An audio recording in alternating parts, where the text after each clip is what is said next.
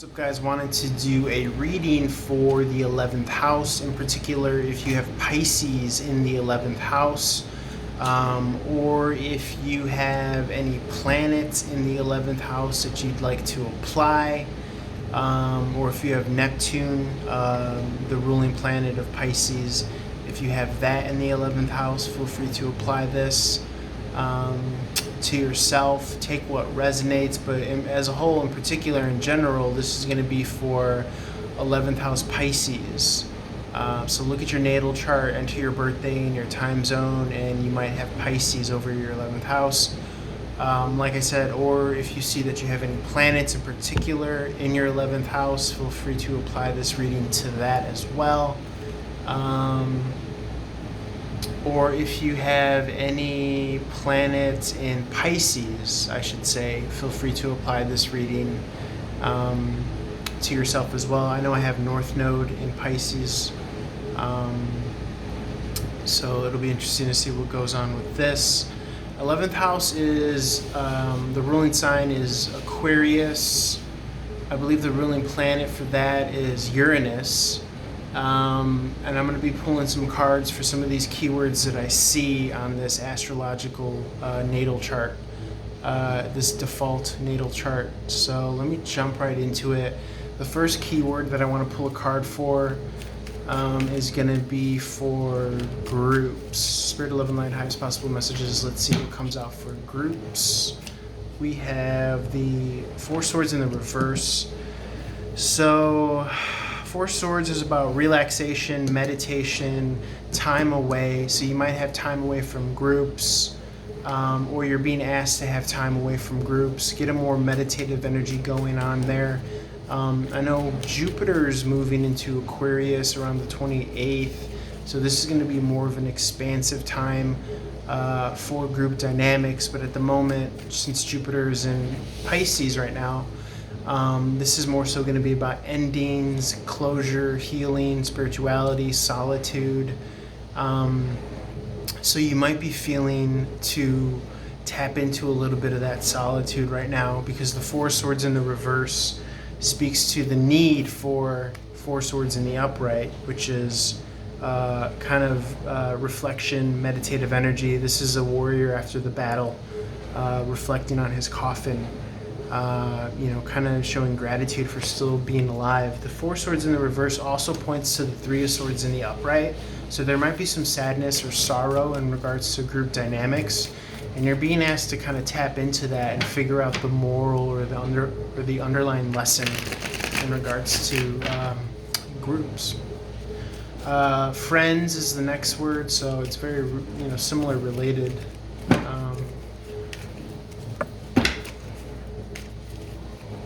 Although there is a difference between social groups and friends, groups that you share similar interests with versus actual friends. But it could cross over. Nonetheless, let's see what energy wants to come out for friends. How many of us have them? Friends. It's an old school hip hop song. Knight of Pentacles in the reverse. I think it's by Houdini, by the way. So that might be a message for somebody, as in Harry Houdini. I also read that as the Magician card, so if you're trying to manifest something. So for friends, you got the Nine of Pentacles in reverse, feeling maybe like you don't have any friends, feeling like your relationships aren't moving forward with the Knight of Pentacles in reverse there. So try to, you obviously don't want to force it. Like I said, Jupiter's going to be moving into Aquarius after July 27th or 28th, 2021 at the time of this recording. But again, timeless. Feel free to apply this when it resonates. You are going to see natural expansion and growth in that sector, because that's what Jupiter brings to whatever house it moves into. So know that it's coming. It's not going to stay this way for long. The Knight of Pentacles in the reverse points to the Page, and this is more so about making kind of tertiary efforts, which will eventually bud into probably friendships. If you're looking for new connections in that vein, or reconnections, the Page is more of a lighthearted offer. Text, IM message, maybe even a phone call or an email, just a little reach out, nothing too heavy and deep. So expect that down the line. Social awareness, you have Page of Wands in the reverse. For social awareness, you're going to want to follow your heart Okay, don't get roped into politics. Don't get, roped into he said, she said necessarily. Try to stay neutral and follow your heart, really, truly. Don't dabble or tap into low vibrations.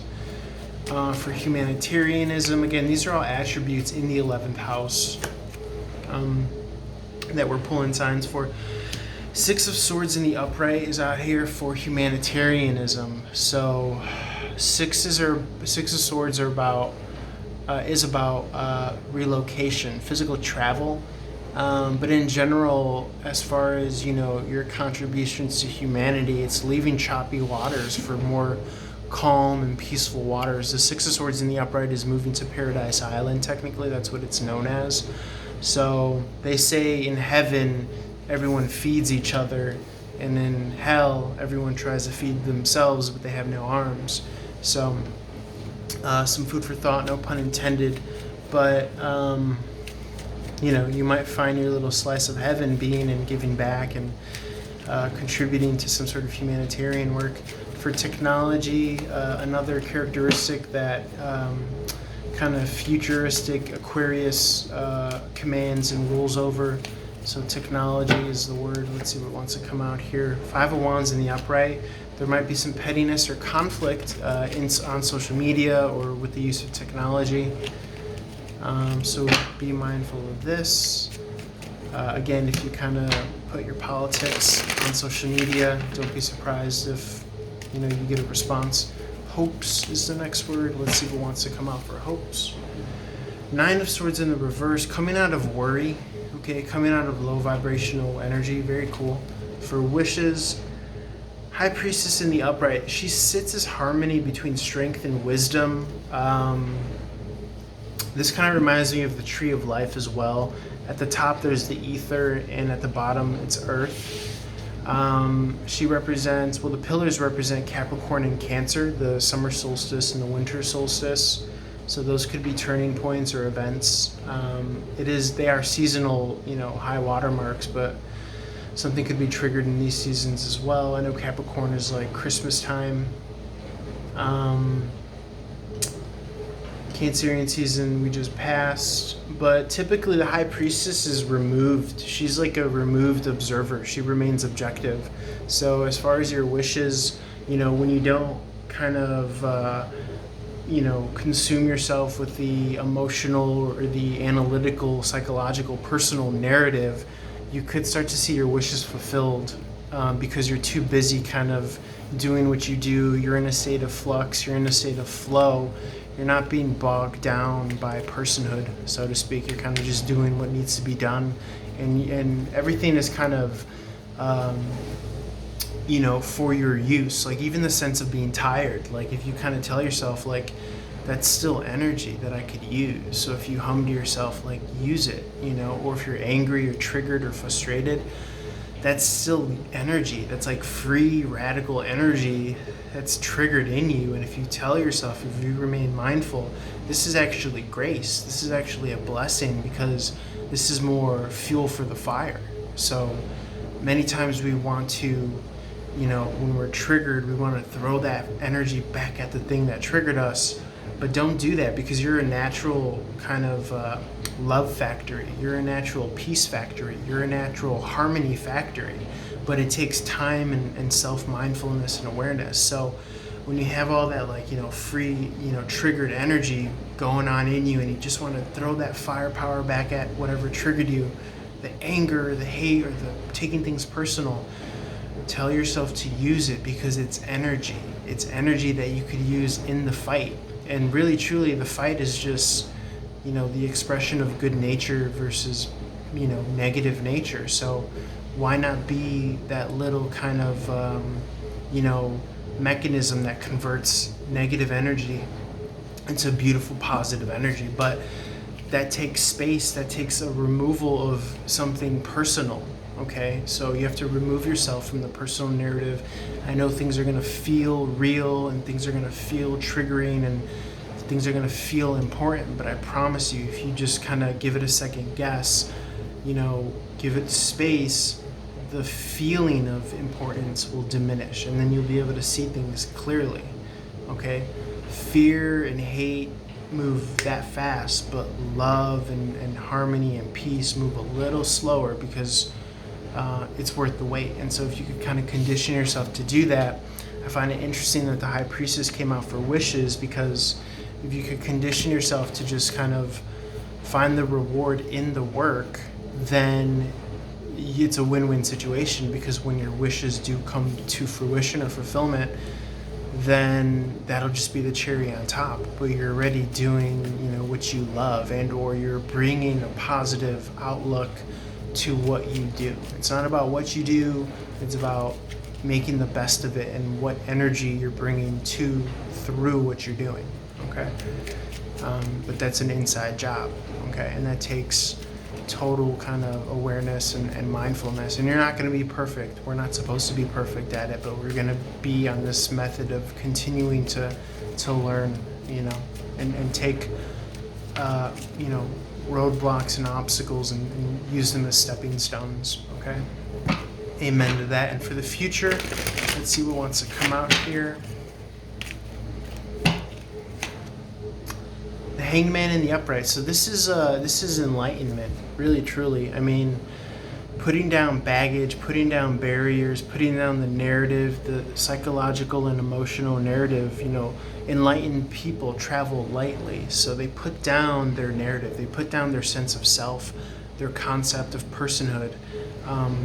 The mind and the body essentially kind of lure you into personhood, as opposed to staying in just the awareness and staying in just being and staying in presence. You are the awareness and the being in which the personhood occurs, the thinking or the feeling self occurs, just like the weather occurs in the sky, the lightning, the rain, the clouds. It needs the sky, but the sky does not need the weather. Similarly, you're the space, you're the awareness in which the observing of all these things come and go. Similar to the High Priestess, she's the objective, removed observer. And so when you start to play life at a higher level, truly you're quite literally tapping into a higher form of consciousness. That's what the Hanged Man in reverse is. He's no longer stuck and struggling. He's freed, and he sees, he understands it. He is in kind of this pure potential. Okay, he's like this object in motion. He's like a particle that has collapsed into a wavelength. Okay, as opposed to a wavelength that collapses into a fixed particle upon being observed or viewed. Okay, the wavelength could get a whole hell of a lot more done because it's in its potential. Okay, similar to you when you're in the state of flow. Okay, the state of flux, the wavelength. Okay, going with the ebb and the flow, the rhythm, like the ocean. Okay, so all these things are connected. This is what I have for you, but the future starts here in the present, and you create the future right here, right now, with the present, and you bring this presence to the future, which doesn't ever exist or come to fruition, but you start to embody this timeline right here, right now, in this present moment. Okay, all we have is the present moment, but if you could bring that level of higher consciousness, higher awareness now, and recondition yourself to stay in that, then inevitably you will have altered your kind of, quote unquote, in human terms we call it the future, but it's just now, it's always now. But you will have changed that for a more potential trajectory, we'll say. If we have to speak in language, and then we have to kind of be confined to its rules and conditions, but you'll have a better now, later, as it were, but it'll always be now, and it'll always just start right here and right now. So I think you know what I'm saying. So I'm going to leave it there, guys. I'm going to record Virgo money and Virgo love next. So I appreciate your viewership. We're halfway to 1,000 viewers as far as the subscriber goals, and we're 1/8 of the way to 4,000 hours total watched. So that's a big goal that we're trying to accomplish as fast as possible. So if you could share the content, if you could like, follow, subscribe, leave comments below. Let's grow this community. It's awesome and it's fun to do this, and I'm very thankful and grateful to be able to do this. Let me know if there's other content that you would want to see on this channel. Let me know, if you like my reading style. I also offer one-on-one readings. They're $2 a minute. All my readings are $2 a minute. It's a very great price. They could be done over the phone, over video, text, chat, IM, whatever you feel most comfortable with, even in person if you want. I'm in the LA area. But website link below. All my social media info is there. All my contact info is there. I also have a lot of cool little links to different financial management apps that you could get bonus offers using when you sign up. So feel free to use those as well. Just trying to build and share the wealth as much as I can. And I think that's all it for me, guys. If you've continued watching this long, love and light to you, and I really appreciate you. All right, holla at your boy. Peace.